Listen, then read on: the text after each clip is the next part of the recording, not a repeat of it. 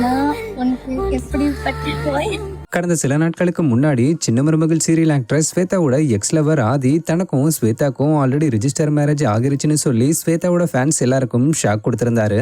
இதை தொடர்ந்து இந்த ஒரு விஷயம் சோஷியல் மீடியால சர்ச்சையை ஏற்படுத்தி பேசு பொருளா மாறவே ஆக்டர் ஸ்வேதா போஸ்ட் ஒன்று ஷேர் பண்ணி என்னுடைய கணவர்னு சொல்லக்கூடிய அந்த நபர் பக்கா ஃப்ராடு, அந்த நபர் மேல நிறைய லீகல் கேசஸ் பதிவாயிருக்கு, போலீஸ் தேடுறாங்க, அந்த நபர் என்னையும் அவரையும் சேர்த்து வச்சு நிறைய ஜோடிக்கப்பட்ட கதைகளை சொல்றாரு. ஆக்சுவலா அவரை நான் ரொம்ப நம்பினேன், ஆனா லேட்டரா தான் அவருடைய உண்மையான கிரிமினல் பேக்ரவுண்ட் தெரிய வந்தது. நாங்க 2 பேரும் முழுவதுமா பிரிஞ்சிட்டோம். மேலும் அந்த நபர் என்னோட பர்மிஷன் இல்லாம என்னோட போட்டோஸ் அண்ட் வீடியோஸை ஷேர் பண்ணி பொய்யான கதைகளை சொல்லி சிம்பத்தி கிரியேட் பண்ண பாக்குறாரு. அவருக்கும் எனக்கும் இனி எந்த தொடர்பும் இல்லை. நான் மன ரீதியாகவும் உடல் ரீதியாகவும் நிறைய கஷ்டங்களை அனுபவிச்சு கடந்து வந்திருக்கேன். ஸோ இந்த மாதிரியான விஷயங்களை என்கரேஜ் பண்ணாதீங்க ப்ளீஸ், என்னோட சுச்சுவேஷனை புரிஞ்சுக்கங்கன்னு ஸ்வேதா ஆதங்கப்பட்டும் ஃபீல் பண்ணியும் பேசியிருந்தாங்க. இந்த நிலையில ஸ்வேதாவோட எக்ஸ் லவர் ஆதி ரீசெண்டா தன்னோட இன்ஸ்டாகிராம் பேஜ்ல போஸ்ட் ஒன்று ஷேர் பண்ணியிருக்காரு.